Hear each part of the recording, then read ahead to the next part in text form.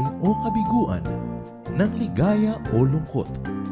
Kaya marapat lamang na tanggapin si Jesus bilang tagapagligtas at Panginoon. At matapos yun ay panariwain ang katapatan at paglapit sa Kanya bawat araw o day by day. Ang day by day ay naglalayong umalalay sa pang-araw-araw na pamumuhay. Narito po si Kuya Ed Lapis sa mensaheng pinamagatang You and Me Against the Mob.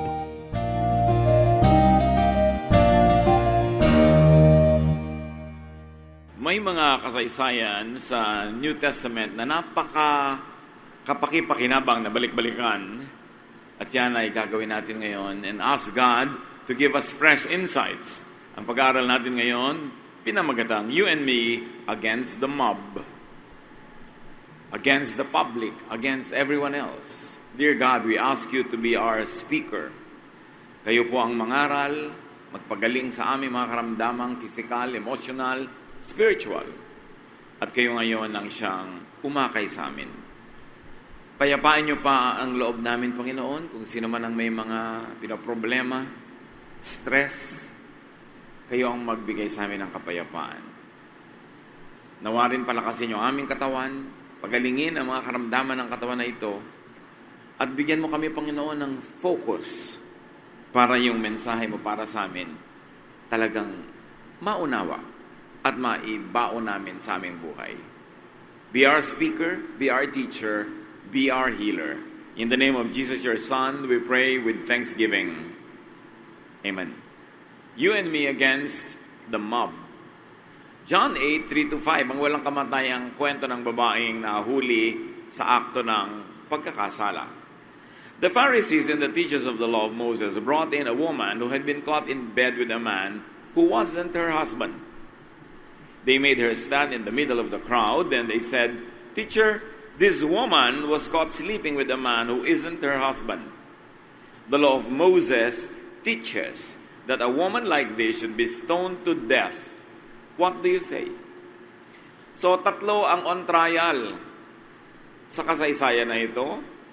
Sa biglang tingin, yung babaeng nahuli nila na nakikipagtalik sa lalaking di niya asawa. At pangalawa, ang tunay nila na gusto ring i-put under trial was Jesus. Ano ang kanyang gagawin at sasabihin? Lose situation si Jesus dito. Kasi pag sinabi niyang, batuhin nyo, sabi niya, yan ba ang love? Di ba ang teaching mo? Love, kindness, goodness, forgiveness. Ba't babatuhin? Pero pag sinabi niyang hindi babatuhin, magiging lawbreaker siya because the law of Moses required that such a person be stoned to death. So lose situation. Kahit saan siya pumunta, talo. But what many people never realized was this was another group on trial, the mob. The mob was really on trial. So the woman was dragged to public humiliation.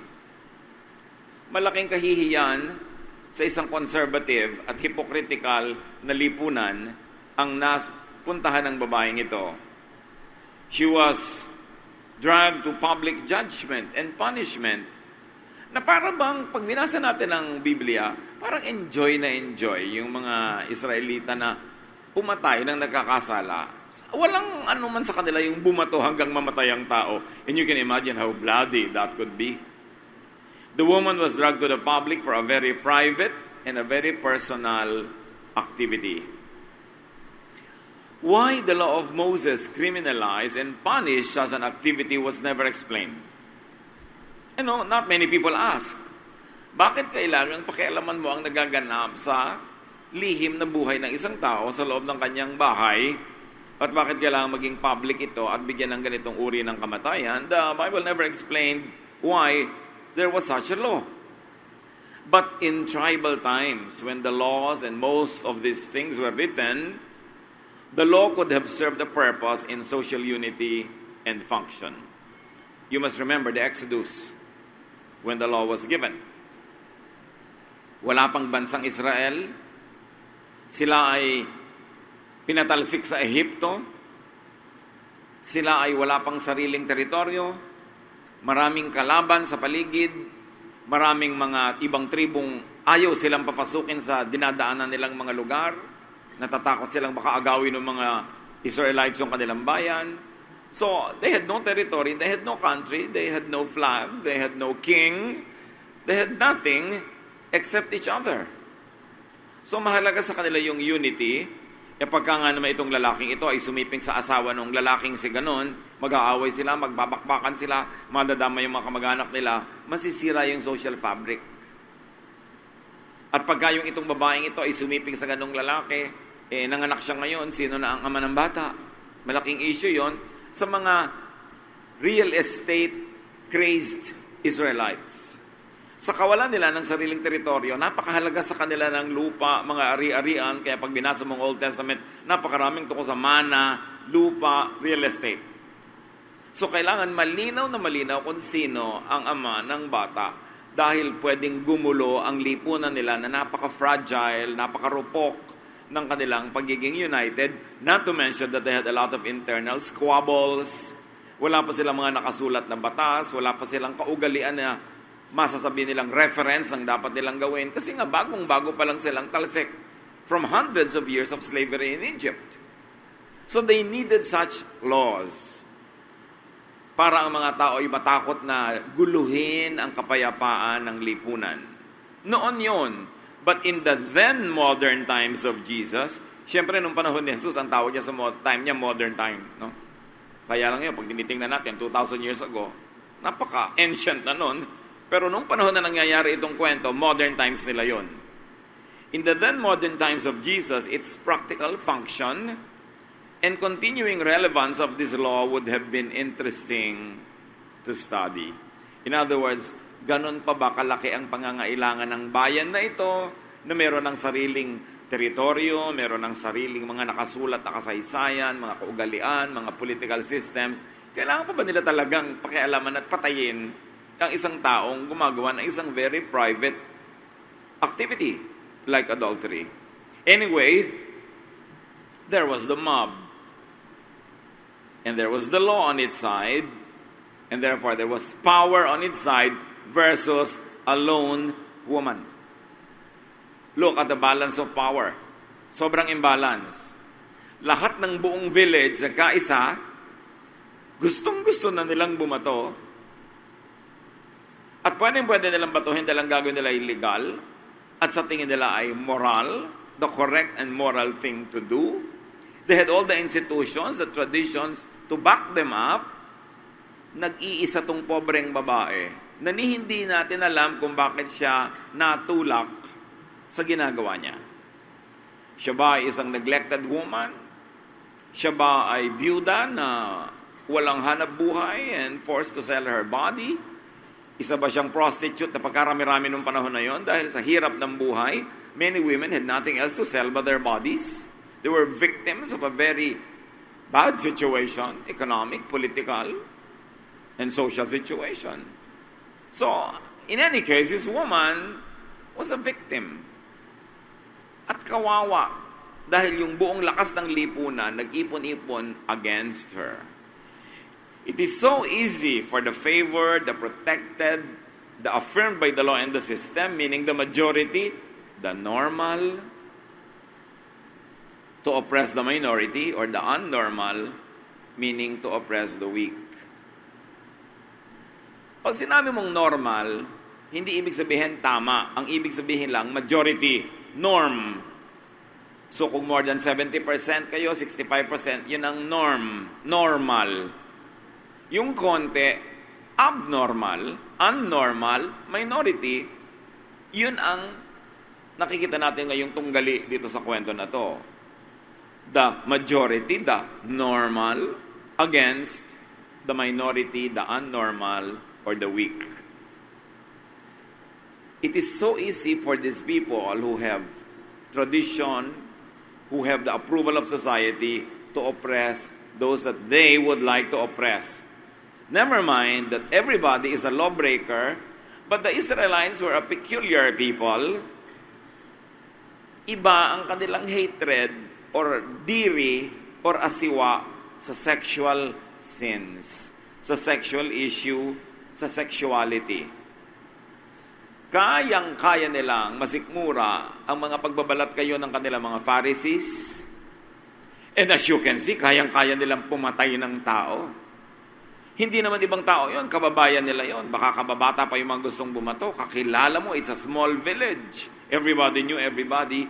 Kayang-kaya nilang pumatay ng tao, pero hindi nila masikmura na merong isang nangangalon niya in the privacy of her house. Makikita mo yung imbalance ng moralidad ng Israel. May mga kasalanan na paborito nilang usigin, and mostly those are sexual. At may mga kasalanan na di nila pinapansin, like pride, arrogance, yung usury, yung pagsasamantala sa mahihirap. Binabaliwala nila yon. Murder, binabaliwala nila yon. They can kill left and right. Basta may kinalaman sa sex, masyado silang nandidiri o in self-denial. Kaya pati babaeng dinudugo na menstrual cycle lang naman, unclean. Hindi ka pwedeng makipagtalastasan sa ganitong babae. At yung inupuan niya, in the next 24 hours, hindi mo pwedeng upan kasi unclean yon. Marami silang mga kung ano-anong madidiwarang mga laws about bodily secretions and bodily fluids, maging sa dugo. Pero ang ibang kasalanan, baliwala lang sa kanila na nagaganap sa kanilang paligid. Samantalang sa tingin naman ng Diyos, pare-pareho lang na kasalanan yan. So, tinatanong nila si Jesus, anong dapat gawin sa babaeng ito na malinaw na sinasabi ng batas, ng text, ng verse, dapat nating patayin. So, ito naman si Jesus, John 8:6. So, they asked Jesus this question because they wanted to test him and bring some charge against him. So, hindi talagang yung babae ang nakasakdal, si Jesus. Props lang yung babae, pero mamamatay siya. Ganun pa rin. So, the mob, the law, the power was really versus Jesus. And therefore, versus the woman and Jesus. And this time, hindi na nag-iisa yung babae on the other side of the equation. Hindi na siya walang kasama. The mob against the woman and Jesus. Kaya you and me against the mob. The self-righteous versus the other sinner, the woman. Bakit natin sinabing the other sinner? Sinners din naman lahat yung taong gustong bumato. Manggigigil lang sila doon sa other sinner. Yung ang sin ay kakaiba sa sin nila, and in this case, it was a sexual one. The sin is the other sin. It is the different sin. It is being different, being unnormal. And as we have said, sexual activities, sexuality has been treated by the Jews with grave abhorrence. Asiwa sila, diring-diri sila. Samantalang, ang dami rin naman nilang utos na humayo kayo't magparami. Pero sa bagay na ito, ambivalent ang kanilang pakiramdam, urong-sulong, tulak-kabig. So you see here na ang tunay na merong tunggali is the law versus Jesus versus grace. Nowhere is this clearer na ang nagtatag of war dito, sinong masusunod? Si Moses o si Jesus? The law or the grace of God revealed in Jesus. Malaki ang nakataya sa mesa. John 8:6. But Jesus simply bent over and started writing on the ground with his finger. Jesus did the most unusual thing. Imbes sumagot, yumuko siya sa lupa, at dahil alikabok yung tinutungtungan nila na pwede ka magsulat with your finger, nagsulat siya ng nagsulat. Di naman sinabi sa atin kung ano yung sinusulat. Pero, dahil si Moses at ang kanyang law, at si Jesus at ang kanyang law of love and grace, ang nakataya, balikan natin si Moses, na nauna nang gumamit ng kanyang kamay. Moses cut the stone of the law with his own hands. Exodus 34:1. The Lord said to Moses, "Chisel out 2 stone tablets like the first ones, and I will write on them the words that were on the first tablets which you broke. You will remember." Nasa ngit ni Moses sa tigas ng ulo ng mga Israelita, yung daladala niyang mga batong sinulatan ng Diyos ng batas, ibinaton niya, nagkadurog-durog, nagkabasag-basag. So sabi ng Panginoon, bueno, palitan natin. This time, ikaw na ang uuka ng bato. Kailangan handicraft na ngayon yung law. Sige, mag-uka ka na dyan, mag-uka-uka ka na sa bato, at tapos susulatan ko, pero ikaw humukahin ng bato, at kortehin mo ulit katulad nung dati. So, the law said, sa Exodus 20:14, be faithful in marriage. Wala namang kakambal na parusa. Later on, many other writings will elaborate on this, and suddenly, meron ng batuhin hanggang mamatay ang babae at ang lalaki. Pero makikita natin, anong panahon ni Jesus, babae na lang ang binabato, na manipulate na ng mga lalaki yung law, na yung babae na lang ang binabato, hindi na yung lalaki. Parang ngayon, makikita mo sa TV, nire-raid nila yung mga prostitution houses, yung mga kawawang babae, scantily dressed, ang kinakaladkad sa mga presinto, pero yung mga lalaking kliyente nila, hindi kasali sa hinuhuli. Kasi marami pa rin tayong mga batas ngayon at mga tradisyon na nakabase sa ginagawa nitong mga Israelites na ito na napaka-unfair to women. But originally, as sinasabi ng batas, you will stone the man and the woman to death. Minanipulate ng mga priest ng Israel yung sarili nilang mga batas para yung mga lalaki mapuwera. At yun ang nangyari sa babaeng ito. Siya lang ang nakasakdal. Pwede ba naman siya mag-sex mag-isa? Siyempre may partner siya, pero hindi kasali sa kinaladkad sa plaza. So, the law originally did not prescribe death. Now, with Moses working with his own hands to cut the stone, fast forward to Jesus, who writes with his finger. Did he write the sins of everyone present? Some people think so. Or did he write the new law, which is love? The law of Moses, the stone cut with his own hand, and the law of Jesus being written with his own finger. Ang ganda ng imagery. John 13:34-35, a new command I give you, Jesus says, love one another. As I have loved you, so you must love one another. By this, everyone will know that you are my disciples if you love one another. Dati, makikilalang Israelita ka, anak ka ng Diyos, sa pagsunod mo sa batas. Kaya kung kailangan batuhin mo siya hanggang mamatay, gawin mo kasi Israelita ka, dapat mong gawin yung patunayan mo kung sino ka. Pero sabi ni Jesus, alam nyo, para mapatunayan nyo na kayo'y aking mga alagad, and therefore anak ng Ama sa langit. Ito ang kailangang makitang katibayan, kabaitan, kabutihang loob, pagmamahalan. Ito ang tatak ng tunay na mananampalataya at tunay na anak ng Diyos. Hindi yung maging istrikto ka sa kapwa mo, mambato ka, sumakit ka ng damdamin, sumakit ka ng katawan. Hindi na yun. Kasi si Jesus sabi niya, I give you a new command. Kaya ito ay New Testament, a new agreement, new wine on new wineskins. Laging may bago. That's why you are a new creation. Ang nakay Jesus ay new creation. Hindi lang naiiba ang iyong pagkatao sa tingin ng langit, naiiba rin ang pinagbabatayan mo kung ano ang tama at mali. Naiiba rin ang tinutungtungan mo anong batas na siya ngayon mamamahala sa iyong buhay at makakapangyari sa iyong mga pasya at ginagawa.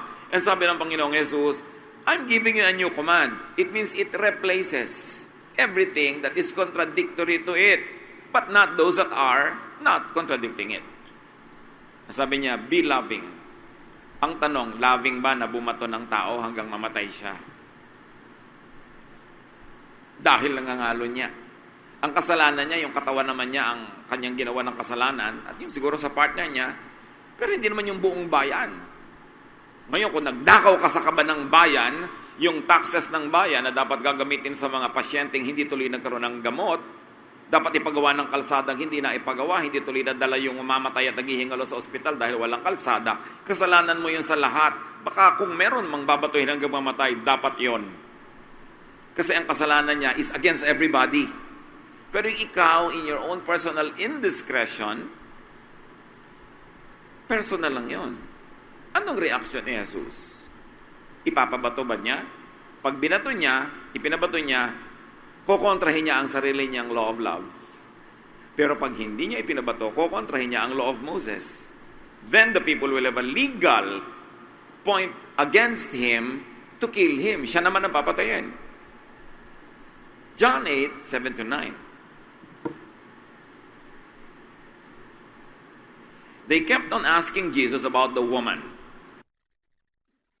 Finally, he stood up and said, "If any one of you have never sinned, then go ahead and throw the first stone at her." Once again, he bent over and began writing on the ground. The people left one by one, beginning with the oldest. More than Solomonic. Win-win ang sagot ng Panginoon. Hindi siya nagbigay ng ebidensya sa mga tao para siya naman ang litisin. Hindi naman niya ipinabato yung babae. Ang dali sanang ipabato. Bakit madali kay Jesus na ipabato yung babae? One, sabi naman ng law ni Moses sino magagalit sa akin kung sabihin kong batuhin? Number two, kakampi ko ang majority, yung mob na gustong bumato. Therefore, it will be a popular thing to do na ipabato. Ano naman ang mapapala ko na kampihan tong babaeng to na wala namang pera, walang kakampi, walang kamag-anak, ni walang asawang lalaki o anak na lalaki nagtatanggol sa kanya. Anong mahihita ko na kampihan to? Pero alam nyo naman, hindi ipinabato. It goes without saying that Jesus took the side of this woman against the mob. Kaya you and me against the mob. It was all about the self-righteous sinners versus the other or just another sinner. Pare-pareho lang. Everybody in the mob was a sinner. The woman was a sinner. It was really about the law versus Jesus or grace. And the mob was judged by its own law and sinfulness. So the mob unwittingly judged itself. Sabi ni Jesus, meron kayong hawak na law para batuhin yung babae. Pero may law din against all kinds of other sins. So, sino man sa inyo ang walang sin? And therefore, hindi kayo pwedeng batuhin, hindi kayo pwedeng akusahan. Sige, mauna na kayong bumato. Wala namang nagkalakas loob kasi lahat pala may kasalanan din. Ang kapal mo naman na makasalanan ka, gusto mong bumato ng may kasalanan din. Magkaiba lang kayo ng kasalanan pero pareho pa rin kayong may kasalanan. At di ba nangyayari naman sa buhay talaga natin yan? Tanungin nyo nga katabi nyo, ikaw ba makapal? Dapat tender para huwag magalit. Ikaw ba makapal? Chinichismis mo yung nagkakasala na iba, ikaw ba wala? Mainit ang mata mo sa kasalanan ni kumare, yung kasalanan mo. Meron pa ang kasalanan nila, napaka-religiously arrogant. Yung tama sila, mali ang lahat. Kasalanan pa rin. Meron pa na Pharisee na simba ng simba at sabi niya, mabuti pa ako kaysa doon sa tax collector. Nagalit din sa kanya ang Panginoon.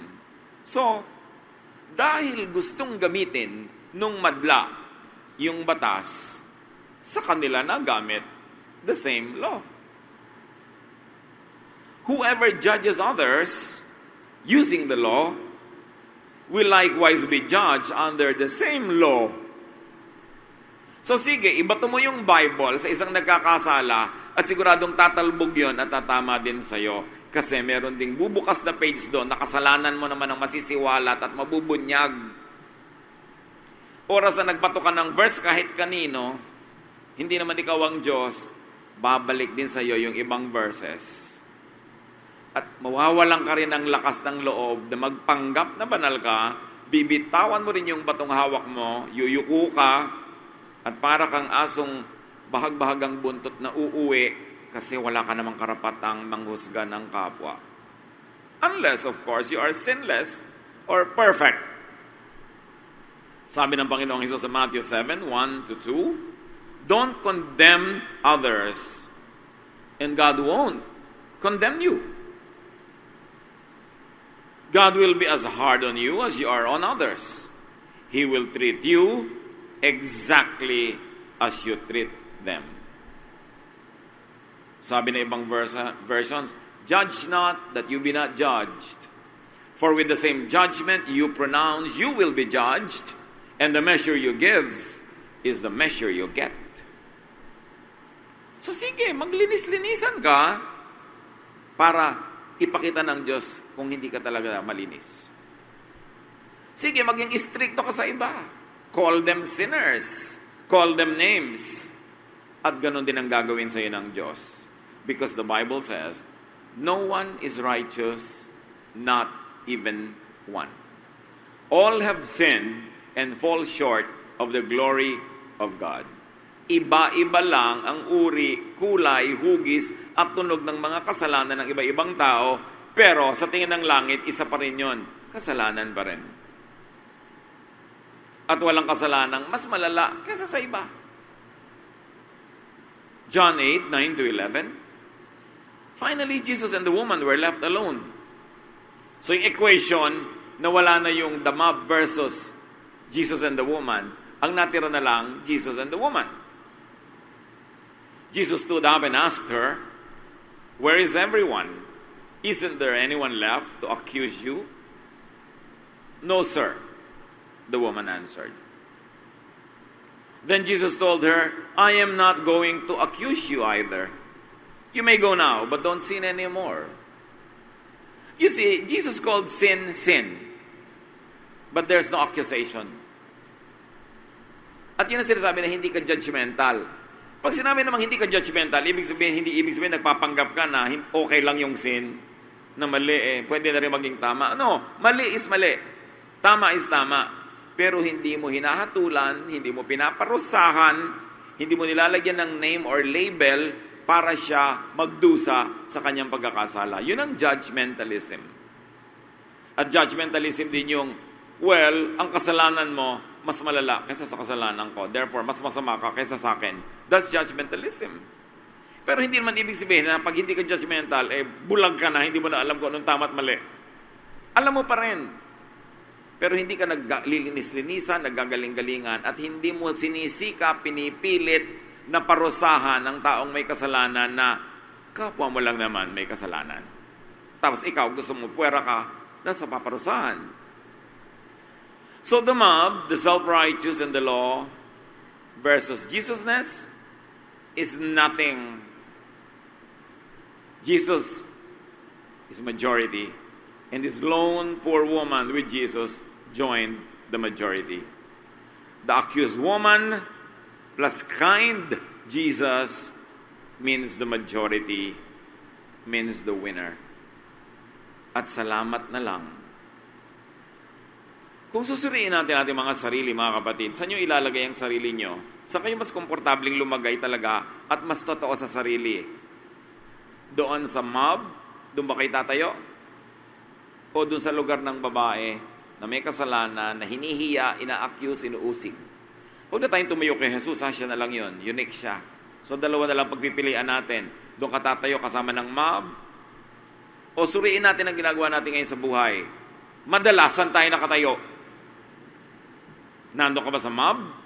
Pinag-uusapan nyo mga kasalanan ni ganon, ni ganyan. Sabi ng verse ganito, dapat ganon-ganon. Yung may daladala kang law, may daladala kang Moses. Pinag-uusap-usapan nyo. Bumubuo kayo ng mga pasya na makasalanan siya, bla bla bla. Yun ang mob. Nawa, wala ni isa ditong sumasama sa mob. Kasi wala sa side na yon si Jesus. Kalaban nila si Jesus. So, nasa ang side tayo?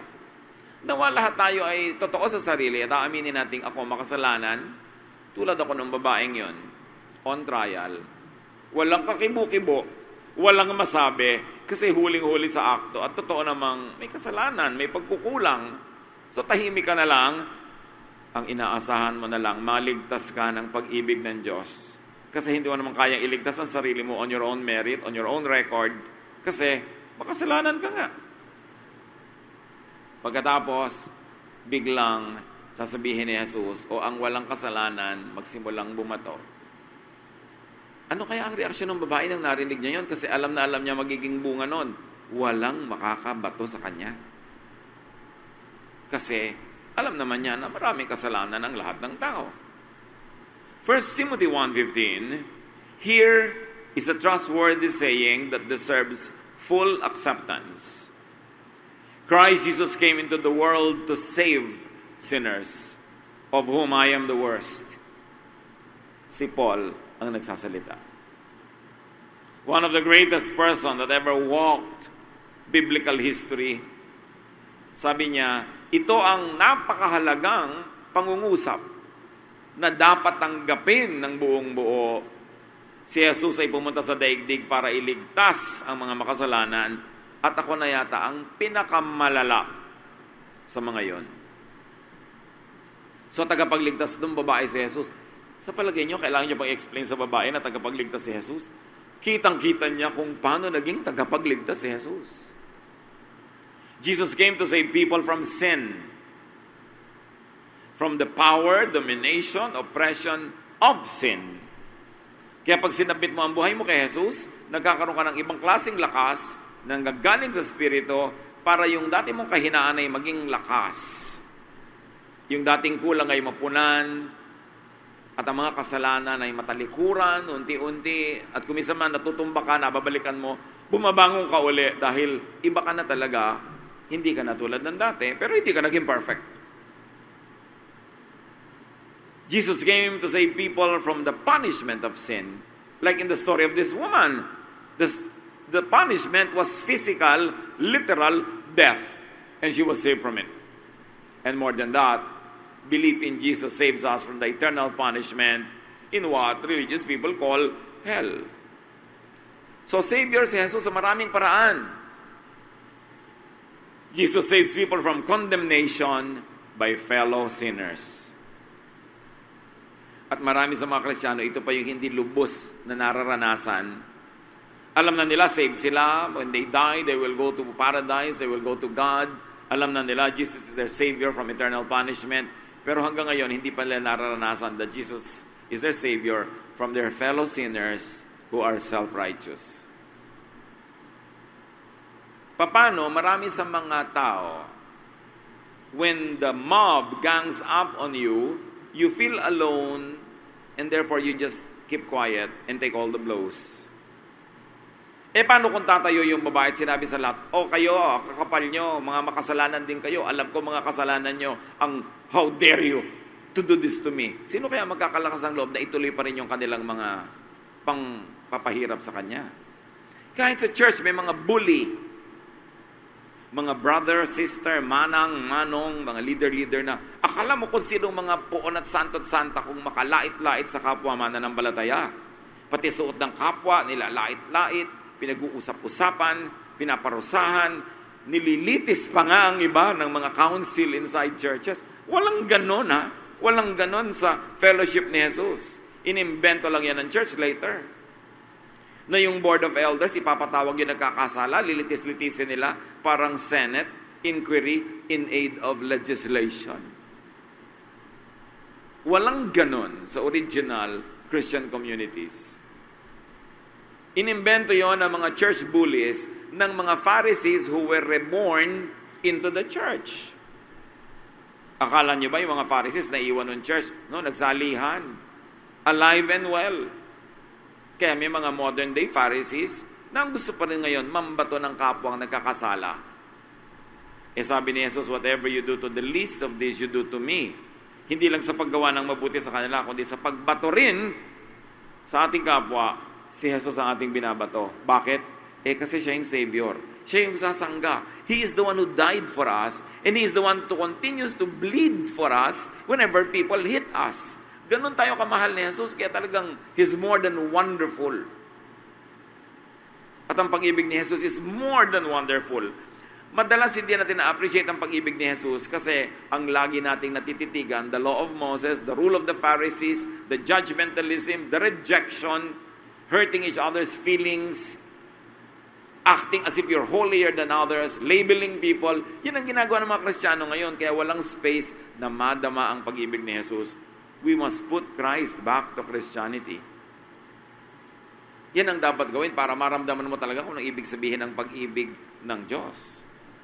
Matthew 7:5, sabi ng Panginoon sa mga leaders ng church, you're nothing but show-offs. First, take the log out of your own eye. Then you can see how to take the speck out of your friend's eye.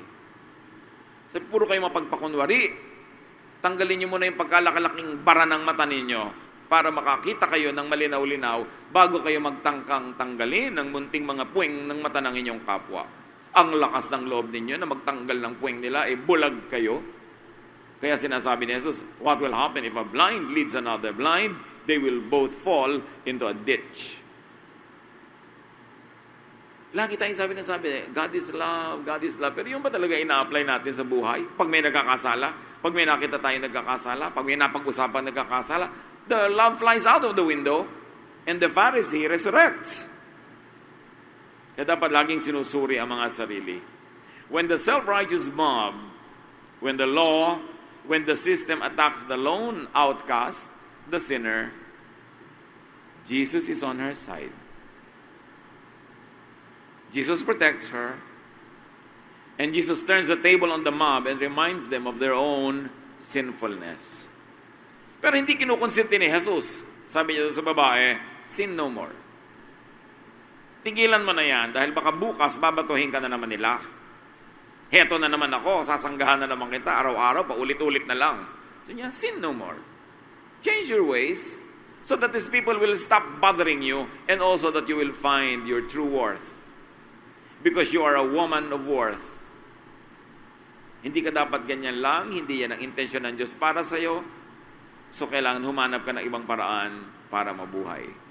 Sinners, fellow humans, have no business, they have no right to judge others. Sabi ng Romans 3:23, all sinned. No one can judge another person. Romans 2:1-3.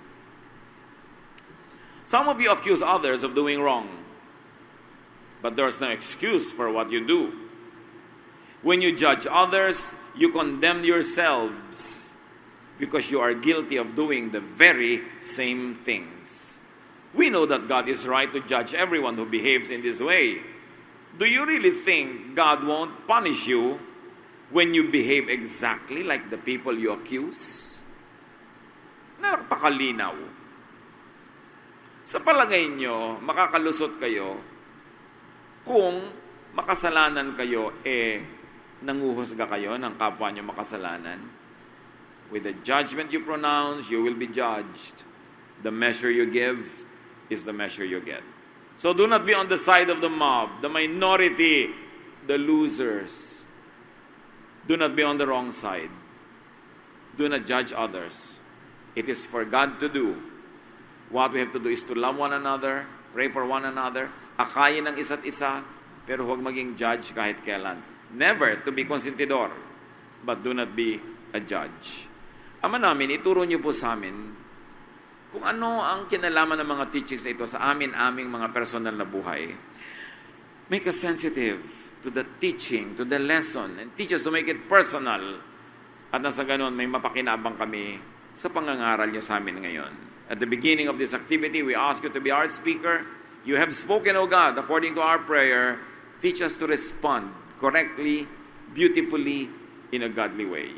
Pagbulay-bulayan natin, huwag madaliin pag-isipan ano ang mga sinasabi sa atin ng Espiritu ng Diyos through this message.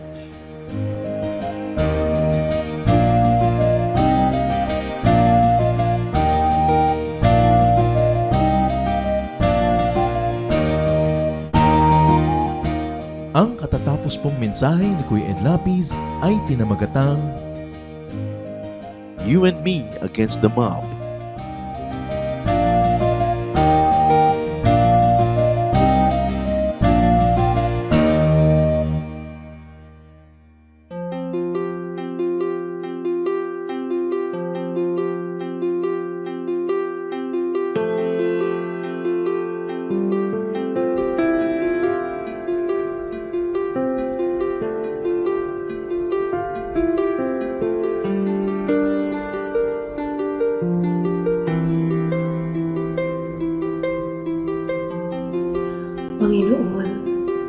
sabi niyo sa akin, lumapit lang sa inyo. Ibig ko'y diringgin, pasanin ay aalisin. Lahat ng kabigatan ng isip at katawan, ilalagak ko na sa inyong kanlungan. Nais kong madama haplos ng iyong kamay, paghako sa damdamin, sinisiklot ng buhay. Nais kong madama init ng iyong yakap. Sa sandaling ito, hanap ko ay paglinga.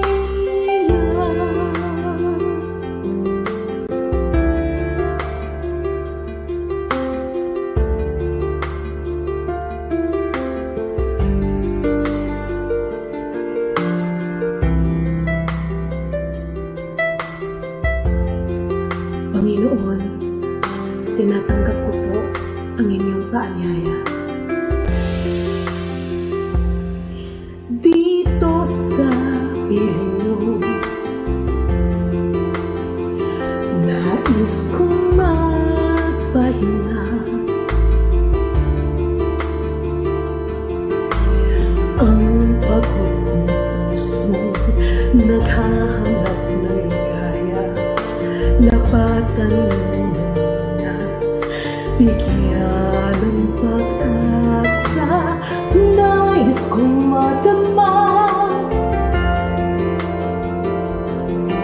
haplos ng iyong kamay, paghakot sa damdamin, sinisiklot ng buhay. Nais kong madama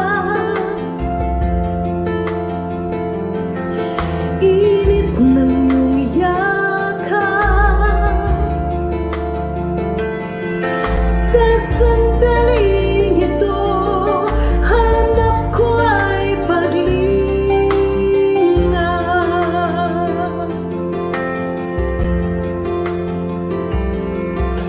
Narito ako ngayon, ituloy mo sa bisig ng iyong pagmamahal. Pagmamahal, nais kong madama haplos ng iyong kamay, paghakot sa damdamin, sinisiklot ng buhay. Nais kong madama init ng iyong yakap. Sa sandaling ito, hanap ko ay paglinga. Nais kong madama haplos ng iyong kamay, paghakot sa damdamin,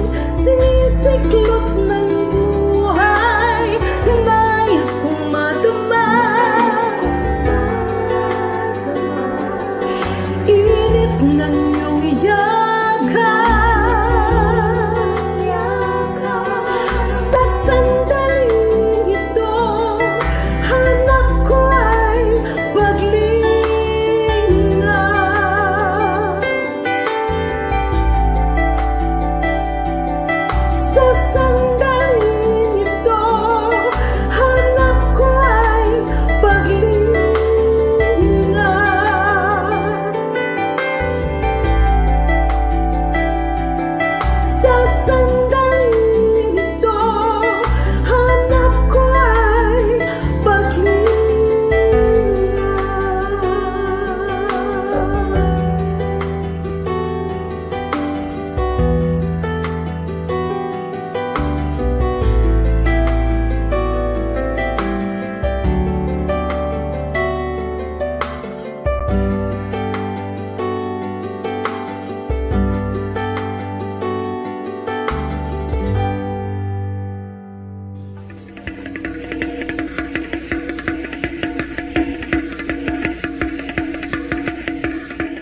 Maraming kasaysayan ang musika ng ating bayan at pawang lahat yon ay mga hiyas ng ating lahi.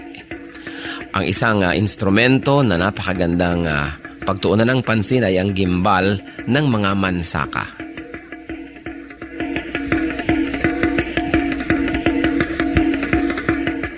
Ang gimbal ay isang magkabilaang tambol na matatagpuan sa hilaga at silangang bahagi ng Davao sa grupo ng mga mansaka. 28 sentimetro ang taas nito, humigit kumulang, at 21 sentimetro ang bilog, humigit kumulang. Yari ang gimbal sa isang katawan ng punong kahoy at ang magkabilang dulo ay tinapala ng pinatuyong balat ng usa. Ito ay hinahampas ng isang manipis na patpat habang isang kamay ay tumatapik-tapik sa kabilang tambol sa kabilang dulo ng instrumento. Ang gimbal ay maaring tugtugin mag-isa o ng mga may kasamang ibang instrumento kung ito'y ginagamit sa ritual. 1 hanggang 2 tao ang maaring tumugtog sa magkabilang dulo ng gimbal.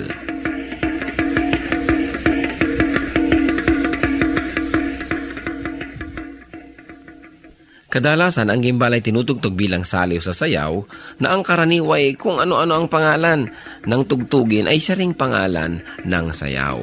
Kung ano ang tawag sa instrumentong ginagamit ay nagiging tawag din sa sayaw mismo.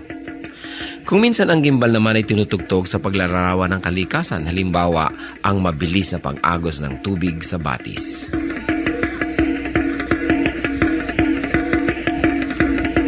Ang gimbal o kimbao, instrumento ng mga mansaka.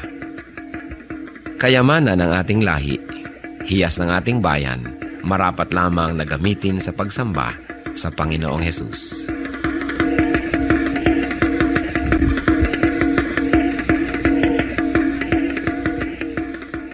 Sa inyo po, Panginoon, lapat itong aking loob na sumilong at pasakop, makisuno at sumukob. Sa tuwing kayo'y lalapitan ay lagi nang gumagabay, taus-pusong lumilingap sa bawat pusong sugatan. Kabutihan niyong matapat, bukas palad kong magbigay, kahit ang tulad kong abay, walang patagong anuman.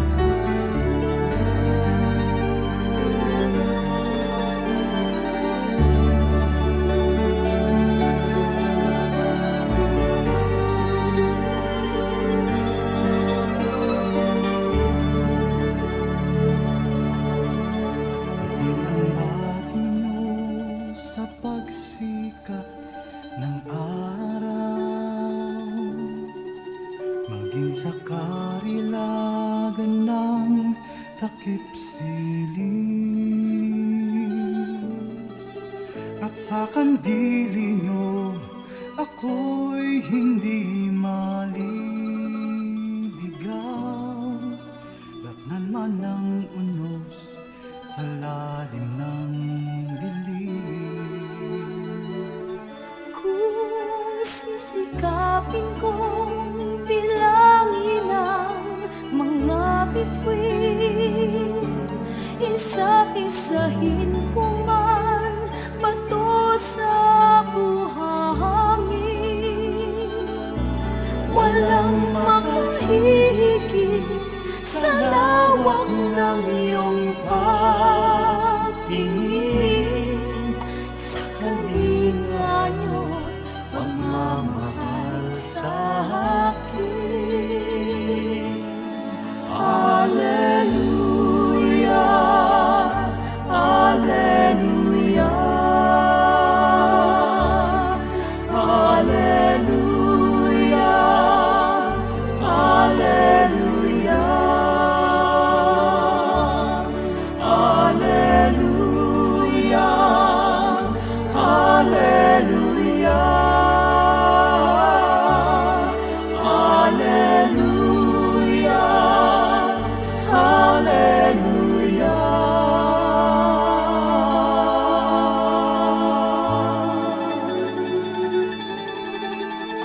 Aming nais ko'y purihin ka sa magdamag. Makasama ka maging sa aking hatid. Ako'y nagagalak sa kaligtasan niyo't habag. Pagkat paglapit ko, ngiti ang iyong bati. Hallelujah, Hallelujah, Hallelujah,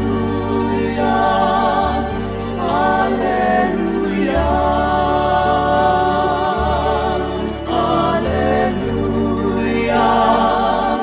Hallelujah.